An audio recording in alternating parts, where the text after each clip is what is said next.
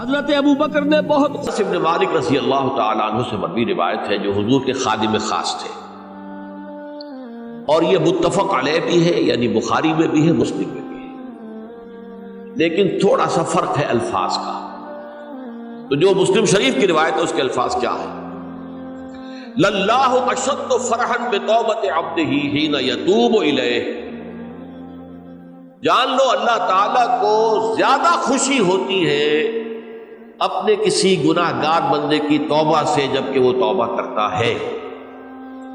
کس سے زیادہ ہوتی ہے؟ اب اس کی ایک تمثیل دی، من احدکم، ایک ایسے شخص سے بھی زیادہ بڑھ کر خوشی ہوتی ہے، کان علی راحلتہ بارض الفلات، کہ جو بہت ہی دور دراز کے اور سنسان علاقے میں سفر کر رہا تھا، فانتحرفت منہ، اس کی سواری جو ہے گم ہو گئی، وعلیہا طعامہ وشرابہ، اسی پر اس کا کھانا بھی تھا اور پانی بھی تھا۔ اونٹنی پر سفر کر رہا تھا، اسی پر ہوتا ہے راحلہ جو ہے راستے کا سامان، اچانک کہیں بیٹھا ہے تھوڑی دیر کے لیے سسکانے کے لیے، کہیں اونگ آ گئی اور اونٹنی صاحبہ غائب ہو گئی۔ اب آنکھ کھلی اور اس نے دیکھا، فَأَيَّسَ مِنْهَا، تلاش کر کر کے مایوس ہو گیا، کہیں اونٹنی کا سراغ نہیں۔ اب ظاہر بات ہے کسی صحرا میں یہ کیفیت، اس کا مطلب کیا ہے؟ یقینی موت۔ فَأَتَى شَجَرَةً فَاسْتَجَعَ فِي ظِلِّهَا وَقَدْ أَيَسَ مِنْ رَاحِلَتِهِ، تو وہ ایک درخت کے نیچے اس کے سائے میں آ کے لیٹ گیا، گویا کہ موت کی امید۔ فَبَيْنَهُمَا وَهُوَ كَذَلِكَ إِذْ هُوَ بِهَا قَائِمَةٌ عِندَهُ، اس کی کہیں دوبارہ آنکھ لگی ہے، جو کھولا تو دیکھتا ہے اونٹنی تو موجود ہے، کھڑی ہے، تو وہ فوراً اس کی وہ جو رسی ہے وہ پکڑتا ہے، وَأَخَذَ بِخِتَامِهَا ثُمَّ قَالَ مِنْ شِدَّةِ الْفَرْحِ، اب جو اسے مسرت ہوئی اس کا آپ اندازہ کر سکتے ہیں،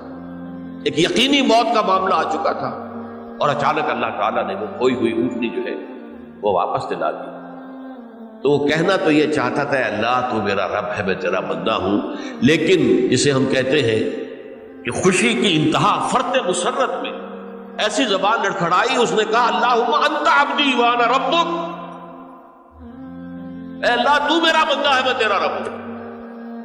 یہ کہتے ہیں یہ کیا ہے؟ فرط مسرت، جسے آپ خوشی کی انتہا، کہ جس میں انسان جو ہے اتنی بڑی خطا کر بیٹھتا ہے، اللہ کو اپنے کسی گناہ گار بندے کی توبہ سے اس سے بھی زیادہ خوشی۔ اب ظاہر بات ہے کہ تماثیل کس لیے؟ بعض لطائف، بعض حقائق اتنے لطیف ہوتے ہیں کہ ان کو بیان نہیں کیا جا سکتا بتمام و کمال، تو مثالوں کا سہارا لیتے اللہ کو کتنی خوشی ہوتی کیا سمجھیں گے؟ لہذا یہ مثال تو سمجھ میں آ گئی نا، کہ ایک لقودق صحرا میں انسان سفر کر رہا تھا، ایک ہی اونٹنی ہے، اسی پر اس کا پانی ہے، اسی پر اس کا کھانا ہے، کہیں ٹھہرا ہے تھوڑی دیر کے لیے، اونٹنی غائب ہو گئی، اور اس کے بعد تلاش کر کے شمال مغرب جنوب ہر طرح دیکھ لیا آپ نے، کہیں اونٹنی کا سراغ نہیں۔ اب موت کے انتظار میں لیٹ گیا کہ اچانک دیکھتا ہے کہ اونٹنی موجود، تو وہ اس شدت فرح میں یہ کہہ بیٹھتا ہے اللہم انت رب انت عبدی وانا ربک انا للہ و انا الیہ راجعون۔ اب دیکھیے ایک حدیث وہ آ رہی ہے، اور اس کو یوں سمجھیے، اللہ تعالیٰ نے جو انسان پیدا کیے ہیں ان کے مزاج مختلف ہیں۔ ان میں کچھ لوگ ہوتے ہیں جو قوی ہوتے ہیں ارادے کے، جو فیصلہ کر لیا ڈٹ گئے۔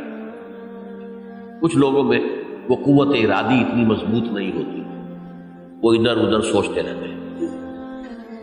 کچھ لوگ جسمانی طور پر بہت توانا ہوتے ہیں، کچھ لوگ جسمانی طور پر پیدائشی طور پر کمزور ہوتے ہیں۔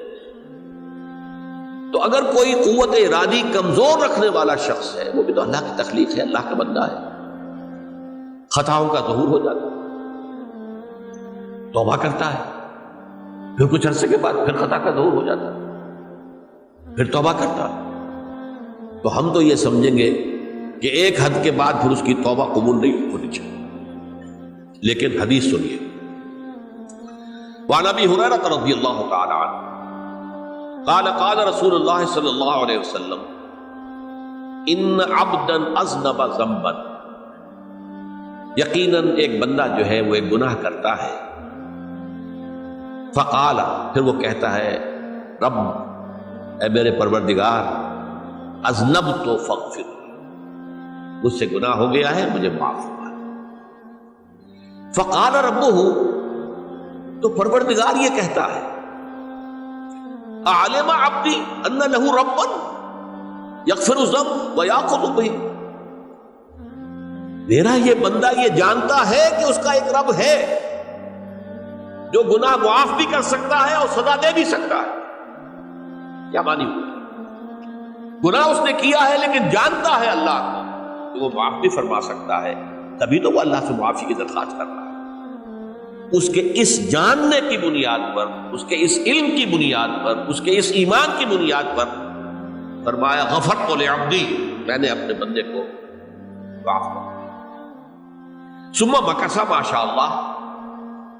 پھر وقت گزرا جتنا کہ اللہ نے چاہا، ثم اذنب ذنبا، پھر اس سے گناہ ہو گیا، فقال رب اذنبت ذنبا فاغفر، پھر کہتا ہے پروردگار مجھ سے گناہ ہو گیا، پھر مجھے معاف فرما دے۔ فقال ربہ، اللہ فرماتا ہے عالم عبدی ان لہ ربا یغفر الذنب ویأخذ بہ، میرا بندہ ہے نا جو جانتا ہے کہ اس کا ایک رب ہے، ایمان باللہ اس کے اندر ہے، تبھی تو پکار رہا ہے، اور یہ بھی جانتا ہے کہ وہ گناہ معاف بھی کر سکتا ہے اور چاہے تو پکڑ بھی سکتا ہے، سزا بھی دے سکتا ہے۔ تو فرمایا، اللہ تعالیٰ فرماتے ہیں میں نے فرمایا کہ میں نے معاف کر۔ ثم مکث ما شاء اللہ، پھر ایک عرصہ گزرا اس کے بعد، ثم اذنب ذنبا، پھر اس نے گناہ کیا، قال رب اذنبت ذنبا آخر، اس نے کہا پروردگار میں نے تو پھر ایک اور گناہ کر دیا، فاغفر لی، مجھے بخش دے۔ فقال اعلم عبدی ان لہ ربا یغفر الذنب ویأخذ بہ، میرا بندہ جانتا ہے نا کہ اس کا ایک رب ہے جسے وہ پکار رہا ہے، اور وہ جانتا ہے کہ اسے اختیار حاصل ہے کہ چاہے تو بخش دے اور چاہے تو پکڑ لے، اس کے اس علم، اس ایمان کی بنیاد پر میں نے اسے معاف کر دیا۔ ایک اور حدیث، میں نے چونکہ اس گفتگو کے لیے ان احادیث کا تفحص کیا ہے، یہ تو بہت ہیں حدیثیں، میں نے ان میں سے کچھ چنی ہے۔ ہمارے بعض واعظ ناصح وہ بھی کسی شخص کو روکتے رہے، برائیوں سے روکتے رہے، نہیں رکتا، تو کہیں غصے میں آ کے اللہ تجھے کبھی معاف نہیں کرے گا۔ یہ کتنا بڑا جرم ہے، اس کا اندازہ کیجئے اس حدیث سے۔ تم میرے بندے کو میری رحمت سے مایوس کر رہے ہیں، کتنا بڑا جرم ہے، اس کا اندازہ کیجئے۔ یہ مسلم شریف کی روایت ہے، عن جندب، حضرت جندب رضی اللہ تعالی عنہ سے، ان رسول اللہ صلی اللہ علیہ وسلم حدث، کہ اللہ کے رسول صلی اللہ علیہ وسلم نے ایک واقعہ بیان کیا، ان رجلا قال،